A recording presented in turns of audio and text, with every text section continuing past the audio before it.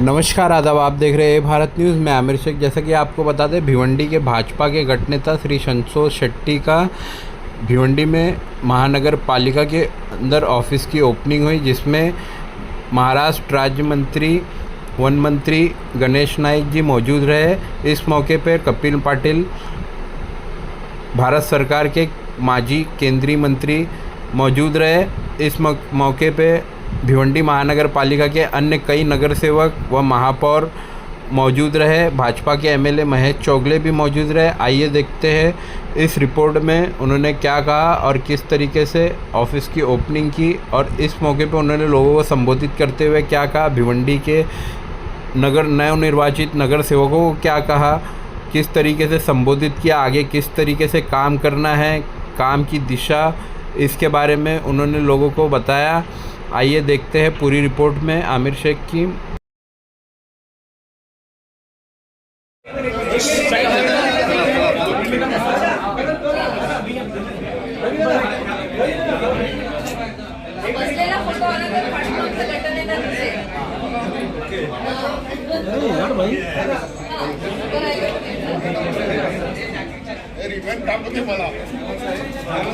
ला ला ला उठा के ला।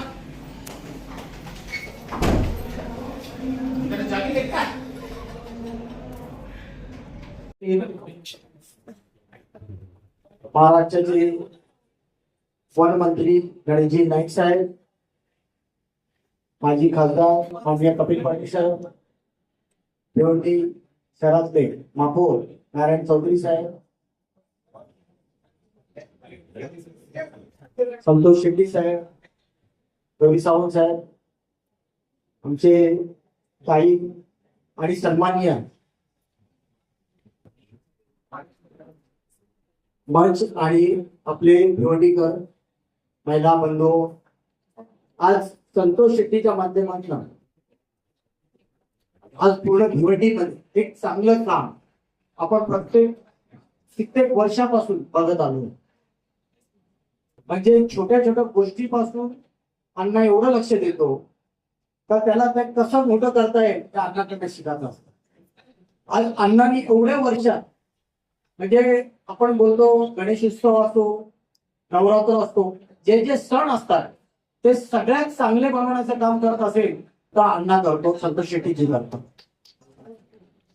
कारण का गणपती आपण बघतो, एक 38 वर्षापासून गणपतीचा उत्सव पूर्ण देशातले सगळे जे मंदिर आहेत ते मंदिर आपण बघायला जाऊ शकत नाही, तर ते मंदिर स्वतः इकडे आणून त्याची एक प्रतिभा बनवतात आणि ती वाटते खरोखर आपण तसंच मंदिर बघतो का काय। तशी एक 38 वर्षापासून ही संस्था ते चालवतात। स्वाभिमान संस्थेच्या माध्यमातून भरपूर सारे काम संतोष शेट्टीच्या माध्यमातून होत असतात। स्वाभिमान म्हणजे त्यांनी प्रत्येक काम एक चांगल्या पद्धतीने केलेलं आहे। पण थोडं प्रत्येक वेळा आपण त्यांना आमदार बघूशी वाटतो, पण ते आमदार होत नाही। पण ते कुठे चुकतात अजून मला समजत नाही। पण त्यांना महापालिकेत द्यायला पाहिजे असं वाटायला लागलं का महापालिकेमध्ये जास्त पकड, पण आता अजून पकड वाढेल आणि पुढच्या वेळेस ते जरूर बनतील असा इच्छा पण ठेवतो।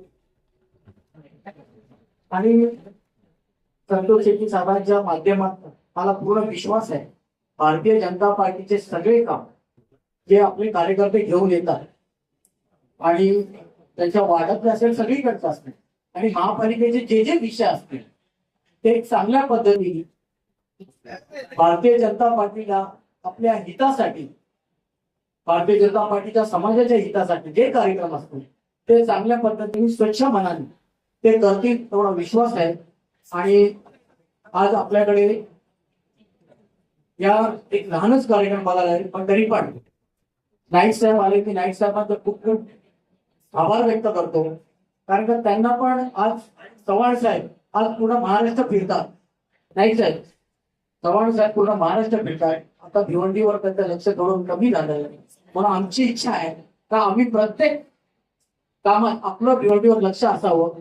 कारण का आपण थोडं आम्हाला बळ दिलं तर आम्ही भिवंडी अजून कशी सुंदर बनवता येईल त्यासाठी आम्ही जास्त प्रयत्न करू। एवढेच माझे 2 शब्द कंप्लीट। धन्यवाद। जय हिंद। भिवंडी विजापूर शहर महानगरपालिका भारतीय जनता पार्टी घटनेचा कार्यकर्ता उच्चाटन जाहीर करतो करणारी टाळ्या वाजवा आनंद व्यक्त केला. त्यापैकी उपस्थित माजी केंद्रीय पंचायत राज्यमंत्री श्री कपिलजी पाटील, या शहराचे प्रथम नागरिक महापौर श्री नारायणजी चौधरी, युडीचे पश्चिमचे आमदार श्री महेशजी चौगुले, आता ज्या पक्षाने सन्मानित केल्या आणि विधान परिषदेचे आमदार झाल्या त्या ऍडव्होकेट माफीताई नाईक, जिल्हाध्यक्ष भाजप भिवंडी श्री रविकांत सावंत, सभापती प्रभाग क्रमांक 30 सौ रंजिता कोंडा, सभापती प्रभाग क्रमांक 5 ऍडव्होकेट वैभव भोईर, नगरसेवक महेश चौगुले, नगरसेवक सुनील पाटील, नगरसेवक प्रकाश तावरे, नगरसेवक राजेश रेड्डी, उपस्थित इतर सर्व नगरसेवक, भारतीय जनता पक्षाचे पदाधिकारी, कार्यकर्ते, पत्रकार, सगळ्या बंधू भगिनींनो आणि आजच्या कार्यक्रमाचे निमंत्रक भाजप गटनेता भिवंडी महापालिका श्री संतोषजी शेट्टी. बंधूंनो, खरं म्हणजे भिवंडी शहराच्या महापालिकेच्या मुख्यालयामध्ये कधीच आलो.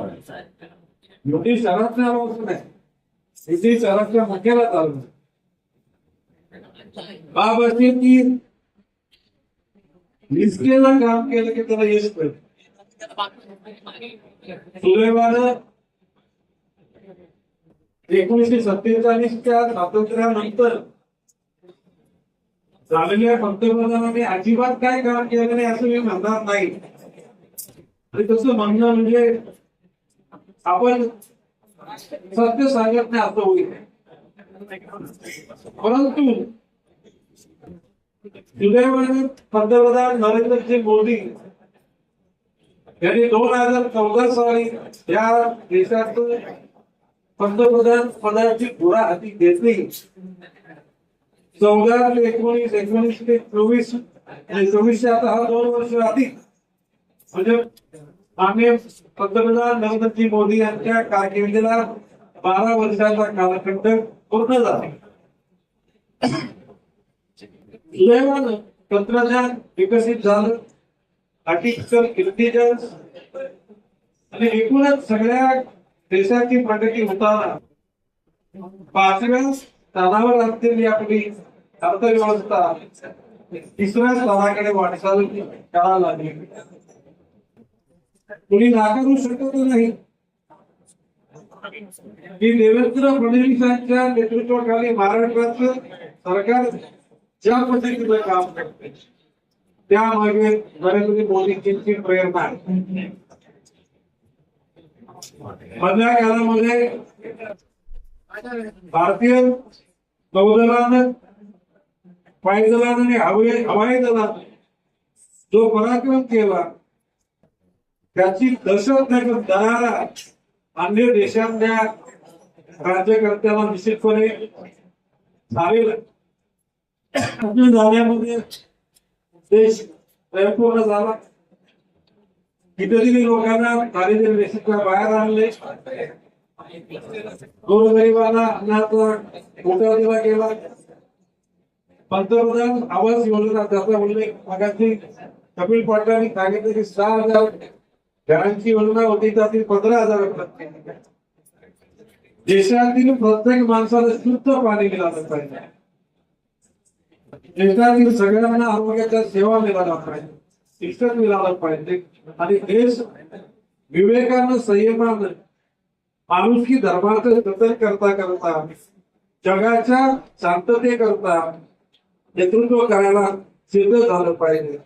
आणि तुमच्या आमच्या सगळ्यांच्या सदिच्छेनं नरेंद्रजी मोदी यांचं नेतृत्व देशामध्ये देशाच्या लोकांच्या स्वप्नाचं पारण फेडून त्या ठिकाणी अन्य देशांना सुद्धा मदत करावी.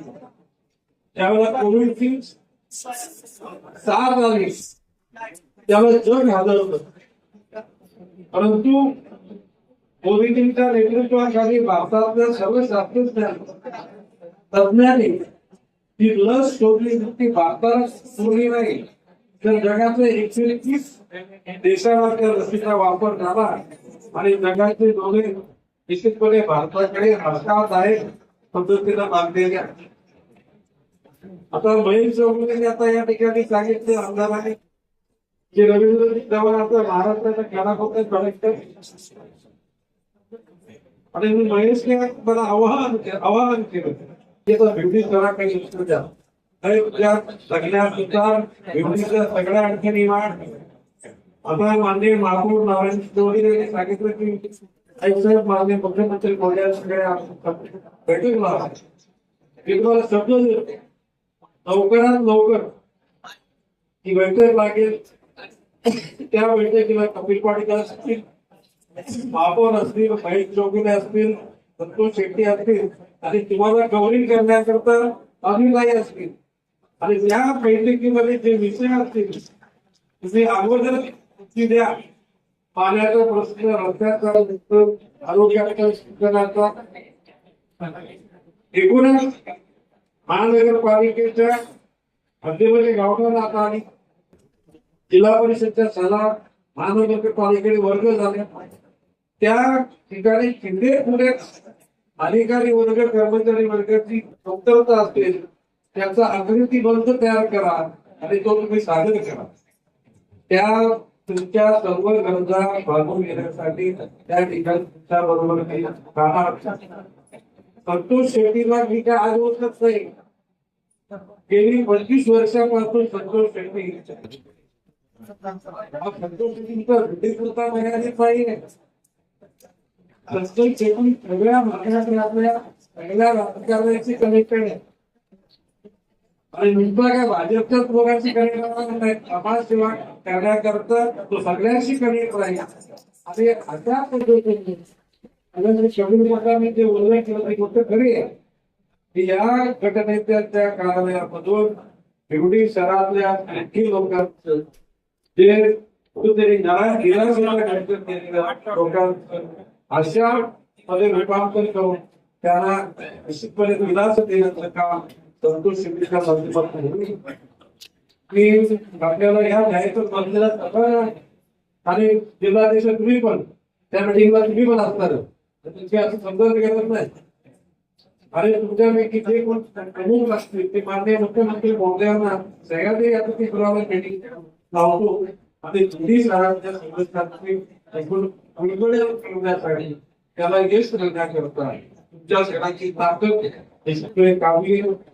मला असं वाटतं की कुठेतरी संतोष या 5-25 लोक अंतिमाने आपण बघितलं तर हा सगळा भाव धरलेला आहे.